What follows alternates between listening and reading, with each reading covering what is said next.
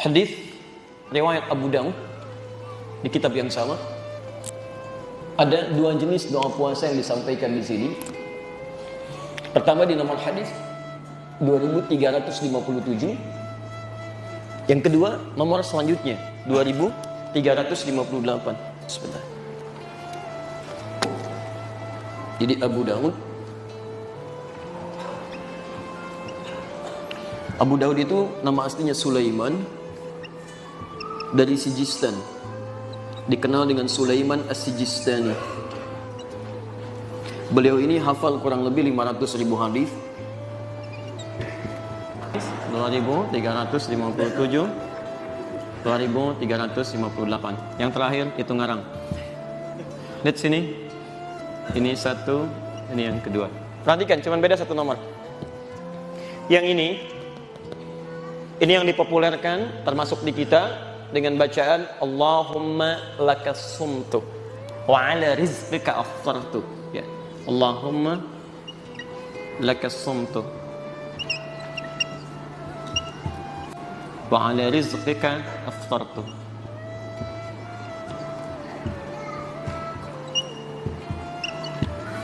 Kus, pernah dengar doa ini? Atau ada tambahan riwayat lain, Allahumma lakas sumtu wa bika amantu dan seterusnya. Pernah dengar ini? Taib, maka sumber utamanya diantaranya ada di Abu Daud, nomor hadis 2357. Yang kedua, ada hadis juga yang sangat populer, termasuk di Ad-Daraqutni, ya, dengan kalimat Zahabadh dhama, ya, Zahabadh dhama'u wabtallatil uruq, ya, wa thabatal ajru insyaallah. Tallatil uruq wa thabatal ajru insyaallah. Insyaallah. Dua doa ini kalau kita lihat rujukannya tersebut dalam kitab yang sama, hanya beda satu nomor, tapi nanti dengan penilaian yang berbeda.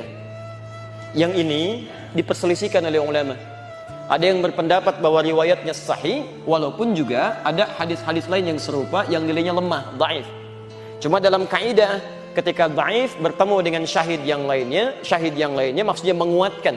Ya, misal ada di sini 3 orang, satu orang lemah ingatan, yang satu ingatannya sedang, yang satu ingatannya kuat. Bertemu 3 orang ini menyampaikan isi yang sama walaupun dengan substansi, walaupun dengan kalimat yang berbeda.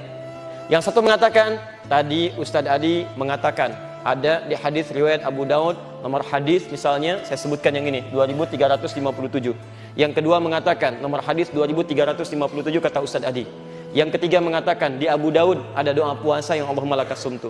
Isinya sama tidak? Cuma dengan kalimat yang berbeda. Paham sampai sini?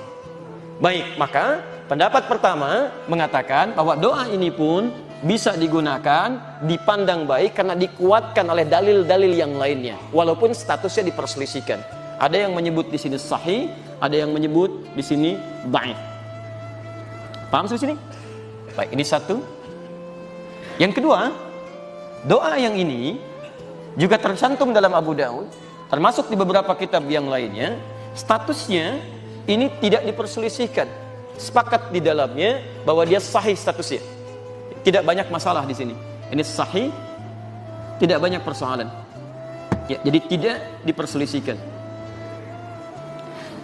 Kaidah mengatakan, kalau ada di antara dua petunjuk kepada kita, yang satu sekalipun bisa digunakan tapi masih diperselisihkan, sedang yang satu tidak ada perselisihan di dalamnya, maka yang tidak ada perselisihan dipandang lebih kuat untuk diamalkan. Jadi kalau Anda tanya kepada saya, mana yang digunakan? Maka saya mengatakan, sekalipun yang ini bisa dibacakan, tapi saya memilih yang ini untuk lebih diutamakan. Paham sampai sini? Maka saya katakan, dhahabadh dhama wabtallatil uruq wa thabatul ajru insyaallah. Paham sampai sini?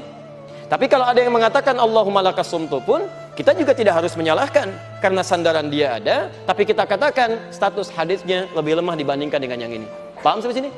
Baik, jadi kalau saya katakan, boleh nggak saya baca Allahumma lakas sumtu? Halo, kalau tidak tahu katakan Allahu a'lam. Baik ya. Boleh enggak saya baca Allahumma lakas sumtu? Baik, secara fikih boleh dilakukan karena dalilnya ada, kan? Walaupun dia menggunakan hadis yang diperselisihkan, tapi dia bisa katakan ada kok yang mensahihkan, walaupun ada juga yang mendhaifkan. Tapi kalau saya katakan misalnya, mana yang paling dipilih? Lebih kuat mana? Dhahabadh dhama atau Allahumma lakas sumtu? dhahabat dhama. Maka ketika ada persoalan semacam ini, supaya kita keluar dari perselisihan, supaya keluar dari banyak perdebatan, lebih baik kita memilih sesuatu yang tidak banyak peluang di situ untuk dipersoalkan lagi. Paham sampai sini? Nah, jadi saya secara pribadi lebih menggunakan yang ini dibandingkan dengan yang ini.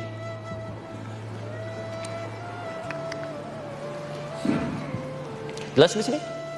Baik. Jadi jangan sampai Anda berdebat hanya persoalan masalah ini gitu kan. Baik, jadi misalnya mohon maaf ya, mohon maaf. Tapi sampai ribut, ya Allah malakasumtu, saya misalnya dhahabat dhama dan sebagainya. Ribut di situ saling mencela dan Anda menghilangkan esensi puasa Anda di situ. Bukankah mencela menghilangkan pahala puasa? Ya kan? Bukankah merendahkan orang lain menghilangkan pahala puasanya? Mengurangi kemuliaannya. Jadi sekali lagi saya tanamkan, kalau ingin bacakan doa puasa, yang paling kuat posisinya bacakan yang dhahabat dhama.